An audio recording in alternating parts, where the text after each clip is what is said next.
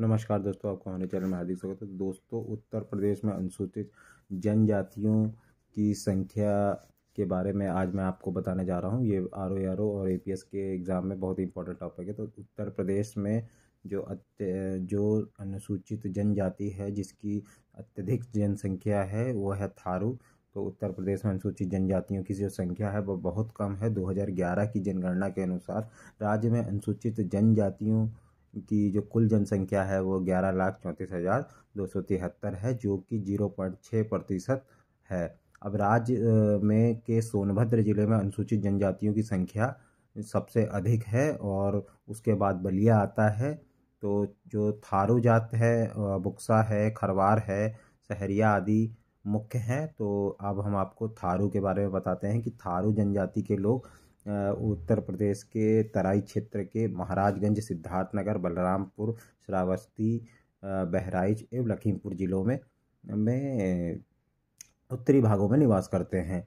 वे किरात वंश के अथवा उपजातियों में विभाजित हैं। तो थारू नाम की जो उत्पत्ति हुई है, विशेष कुछ विद्वानों का कहना है कि राजपूताना के थार मरुस्थल से आकर यहाँ ये बसे थे और अतः इन्हें थारू कहलाते हैं।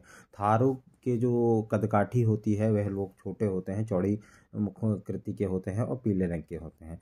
पुरुषों और स्त्रियों की अधिक जो इसमें कि पुरुषों पारंपरिक थारू जो पुरुष जो पहनावा होता है उनका धोती होता है और जो महिलाएं होती हैं वह बड़ी चोटी रखती हैं, जो कि हिंदुत्व का प्रतीक है। तो इनका मुख्य खाद्यान्न भोजन चावल होता है क्योंकि ये तराई के क्षेत्र में पाए जाते हैं। तो अनुसूचित जनजाति के जो उत्तर प्रदेश में थारू जो जनजाति है वह निवास करती है। अब इसके बाद हम आ जाते हैं कि बुक्सा। तो बुक्सा या बुक्सा जनजाति उत्तर प्रदेश में बिजनौर जिले की छोटी छोटी ग्रामीण बस्तियों में निवास करती है।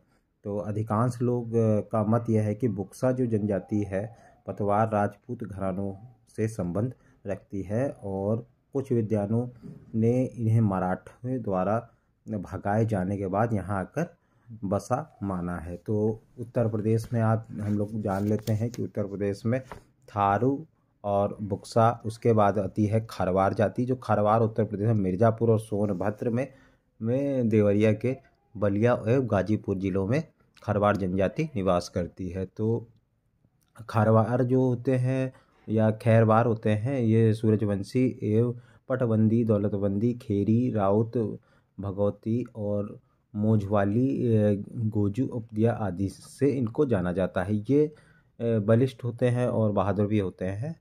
तो ये मुख्यतः हिंदू धर्म और रीति रिवाजों का पालन करते हैं और इस जनजाति के लोग नॉनवेज होते हैं, शाकाहारी नहीं होते हैं।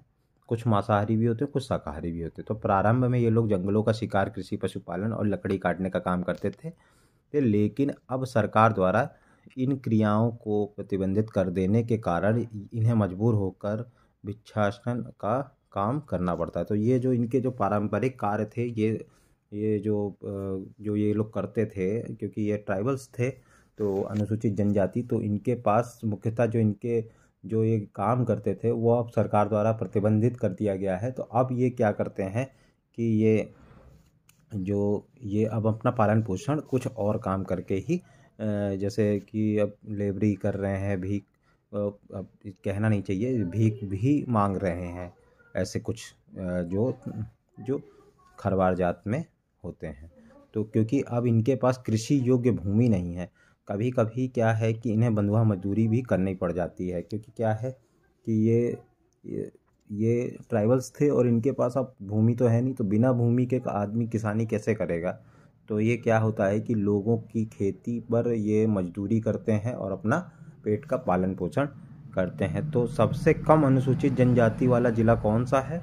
तो सबसे कम अनुसूचित जनजाति वाला ज़िला आपका बागपत है।